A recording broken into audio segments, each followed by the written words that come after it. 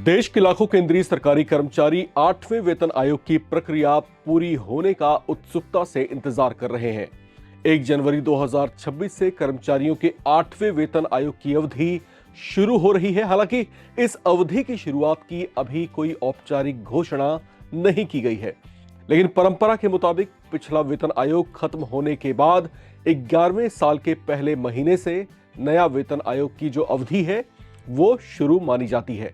ऐसे में 7वें वेतन आयोग की अवधि 31 दिसंबर 2025 को समाप्त हो रही है, तो 8वें वेतन आयोग को 1 जनवरी 2026 से ही संभावित तौर से मान्य होना चाहिए।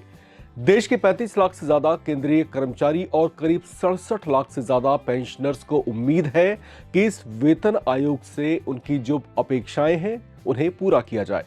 इसके लिए गठित पैनल तमाम पहलुओं पर चिंतन मंथन कर रहा है। 8वें वेतन आयोग के तहत फिटमेंट फैक्टर क्या रहने वाला है और उससे सैलरी में कितनी वृद्धि होगी, इसे लेकर कर्मचारियों में खासा रोमांच बना हुआ है। आखिरकार इससे 10 साल के चक्र के बाद सरकारी कर्मचारियों और पेंशनर्स की जो सैलरी स्ट्रक्चर है वो बदलने वाली है। लेकिन कुछ चर्चाएं ऐसी भी हैं कि वेतन और पेंशन वृद्धि का लाभ कर्मचारियों को 2028 से ही मिल पाएगा। क्या वाकई ऐसा होने वाला है? इस संभावित देरी की आखिर वजहें क्या होंगी और वेतन में कितना जबरदस्त उछाल आने की संभावना है, ये सब कुछ जानेंगे। नमस्कार, मैं हूं राम विश्वकर्मा, आप देख रहे हैं नवभारत टाइम्स। 8वें वेतन आयोग को लेकर जाहिर है कर्मचारियों में उत्सुकता बनी हुई है। बहुत से सवाल भी हैं। सबसे पहले हम आपकी ये दुविधा दूर कर दें कि 1 जनवरी 2026 की सुबह उठते ही अगर आप सोच रहे हैं कि आपकी सैलरी स्लिप बदल जाएगी तो आप गलत सोच रहे हैं। ऐसा बिल्कुल भी नहीं होने वाला। अब सैलरी और पेंशन बेशक 10 साल के चक्र में रिवाइज होता है, लेकिन इसका मतलब ये बिल्कुल भी नहीं है कि 7वां वेतन आयोग 1 जनवरी 2016 से लागू हुआ था तो 1 जनवरी 2026 से आपकी जेब में 8वें वेतन आयोग से वेतन वृद्धि का लाभ पहुंचने लगेगा। हालांकि संभावित तौर से इसे 1 जनवरी 2026 से प्रभावी जरूर माना जाए, लेकिन पिछले कई दशकों में इतिहास इस बात का गवाह रहा है कि सरकार कभी भी आयोग की सिफारिशें तुरंत लागू नहीं कर पाती। अब सरकार ने 18 महीने की अवधि इसके लिए गठित कमेटी को ही दी है, जिसे 18 महीने में अपनी सिफारिशें केंद्र को सौंपनी है, जिसके बाद सरकार भी उन सिफारिशों पर विचार और चिंतन मंथन करने का समय लेगी। ऐसे में ये टाइम टेकन प्रोसेस है तो समय इसमें लगेगा, लेकिन एक चर्चा यह भी है कि इसमें संभावित सामान्य समय से ज्यादा वक्त लग सकता है। ऐसा भी हो सकता है कि इसका लाभ 2028 से ही मिलना शुरू हो। सोशल मीडिया में इस तरह की चर्चाएं बेशुमार हैं।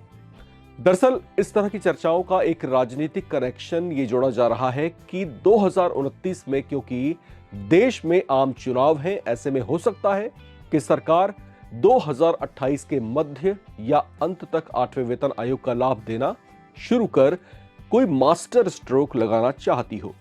संभावना यह भी है कि सरकार केंद्रीय कर्मचारियों के वेतन में बंपर बढ़ोतरी करने की तैयारी में है, जिससे जेबें तो भारी होंगी ही, साथ ही सरकार के प्रति लाखों केंद्रीय कर्मचारियों का स्नेह और सम्मान भी बढ़ेगा, जिसका फायदा 2029 के चुनाव में हो सकता है।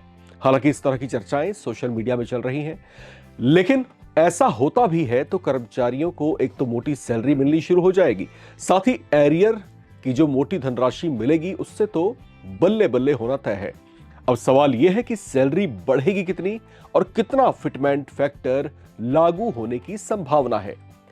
तो इसे लेकर तमाम एक्सपर्ट्स यही अनुमान लगा रहे हैं कि अब की बार सैलरी का गणित 1.92 के फिटमेंट फैक्टर पर टिक सकता है। हालांकि कर्मचारी यूनियनों ने यही मांग की है कि फिटमेंट फैक्टर का मैजिकल न्यूमेरिक 3 से ऊपर ही रखा जाए, लेकिन मौजूदा हालात को देखते हुए यह प्रैक्टिकल नहीं लग रहा। संभावना जताई जा रही है कि 1.92 हो सकता है, जबकि पिछली बार फिटमेंट फैक्टर 2.57 रखा गया था। अब आपके मन में यह सवाल भी उठ रहा होगा कि पिछली बार जब फिटमेंट फैक्टर ज्यादा था तो अब की बार कम क्यों? तो इसका जवाब छिपा है डीए या महंगाई भत्ते में। दरअसल जब 7वां वेतन आयोग लागू हुआ था तो उस समय महंगाई भत्ता 100% के आंकड़े को भी पार कर गया था, जबकि इस बार डीए जनवरी 2026 तक 60% के आसपास रहने की संभावना है। ऐसे में बेस सैलरी को समायोजित करने के लिए 1.92 का मल्टीप्लायर ही पर्याप्त माना जा रहा है। तो ये कुछ संभावनाएं हैं जो मार्केट एक्सपर्ट्स और जो इस संबंध में जो तमाम विशेषज्ञ हैं, जो इस बारे में सोच रहे हैं, विचार रहे हैं, मंथन कर रहे हैं, तो उनका आकलन ये है कि इस बार फिटमेंट फैक्टर 1.92 हो सकता है। हालांकि मैं यहां पर फिर से रिपीट कर रहा हूं कि हो सकता है। ये अभी जो देश के हालात हैं, जो सरकार का जो राजस्व है और जो स्थितियां हैं इस समय देश की, तो इन तमाम पहलुओं पर जो है चिंतन मंथन होता है। तो जो एक्सपर्ट्स हैं उनकी राय यही है कि 1.92 हो सकती है, लेकिन संभावना यह भी है कि इसमें बम्पर उछाल आए। और अगर ऐसा होता है तो मान करके चलिए कि आपकी जेबें इस बार जबरदस्त तरीके से भारी हो सकती हैं। वेतन आयोग का जो चक्र है 10 साल की अवधि का होता है, और इस बार अगर बम्पर उछाल सैलरीज में होती है तो मान करके चलिए कि अगला जो 9वां वेतन आयोग होगा उसमें तो बाकमाल ही होने वाला है। लेकिन फिलहाल सब्र कीजिए, थोड़ा सा देर जरूर हो सकता है, लेकिन देर का फल मीठा होगा, ये तय है। बाकी अपडेट्स के लिए आप बने रहें, देखते रहें नवभारत टाइम्स।